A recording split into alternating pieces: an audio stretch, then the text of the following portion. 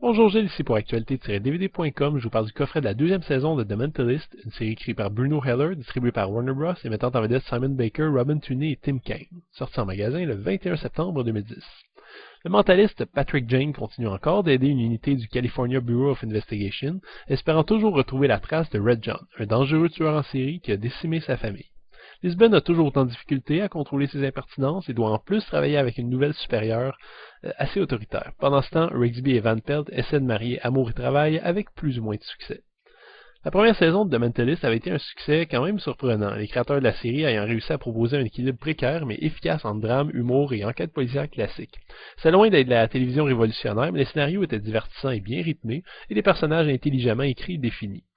La deuxième saison continue exactement la même position, et si on a toujours bien du plaisir à suivre tous ces personnages rigolos qu'on a appris à mieux connaître, il y a quand même un petit sentiment de lassitude qui s'installe. Mon personnage préféré cette fois-ci, c'est vraiment l'agent Cho, qui est l'équivalent d'un Monsieur Spock de la série policière. C'est peut-être celui qui a le moins évolué également. Patrick Jane, cette fois-ci, est beaucoup plus sadique, qui conserve sa bonne humeur, son grand sourire, son air naïf et enfantin, mais il n'hésite plus vraiment à monter tous les suspects les uns contre les autres et à les mettre dans des situations impossibles pour pouvoir déterminer qui va mal réagir et donc se révéler.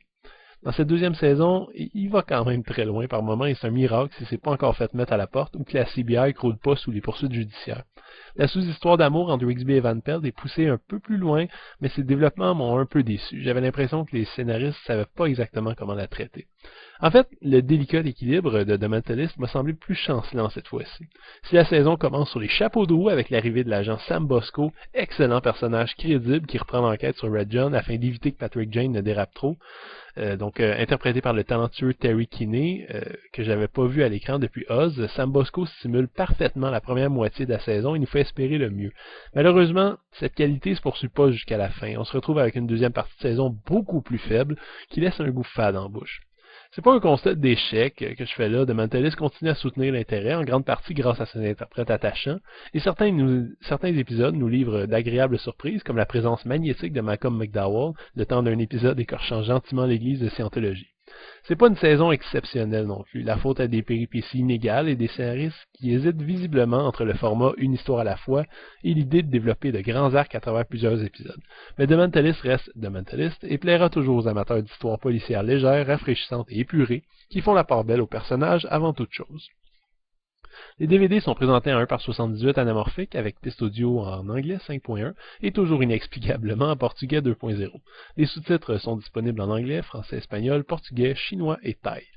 Des bonus sympathiques ici, à commencer par une série de scènes supprimées relative à 5 épisodes. Le dernier disque contient les bonus plus consistants, soit un court segment vidéo d'environ 13 minutes qui analyse les trucs du mentaliste dans l'émission, et un documentaire d'environ 1 heure dans lequel un vrai mentaliste, Luke Jermay, s'entretient avec les acteurs de la série et effectue des démonstrations de ses capacités. Évidemment, si vous vouliez en savoir plus sur l'élaboration et le tournage de la série, ce ne sont pas les bonus pour vous. Par contre, si vous vous intéressez aux possibilités de mentaliste de Patrick Jane, vous serez aux anges. La deuxième saison du Mentalist continue à nous offrir sa dose d'enquête criminelle au cours desquelles le flamboyant Patrick Jane met son grain de sel et déstabilise totalement les suspects. Dernier né d'une série de détectives à la fois cérébraux et instinctifs, dans la même veine que Hercule Poirot ou Columbo, le personnage de Simon Baker représente une source de divertissement solide. Si j'ai un peu de difficulté avec certains revirements et un sentiment de répétition peut-être dû à une écoute trop compacte, je peux tout de même vous assurer que si vous avez aimé la première saison, vous aimerez également cette deuxième. C'était Gilles, merci. Bon visionnement.